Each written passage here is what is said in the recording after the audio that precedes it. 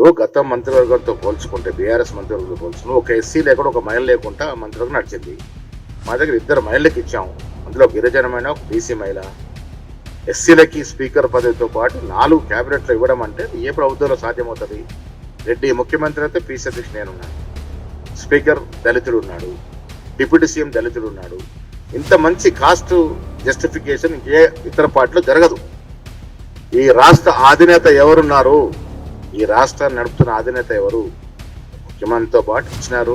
ఇంకా ఇవ్వాలనే డిమాండ్ ఉంది. ఎస్, రెడ్డి సమాజ వర్గానికి కూడా న్యాయం చేయాలనే తపనలో ఏఎస్సీ ఉంది. ఇంకా 3 గడుతులు ఉన్నాయి. కాంగ్రెస్ అంటే అందరూ అనే నినాదము ఇప్పుడు ప్రజ్వరిల్లుతున్నది.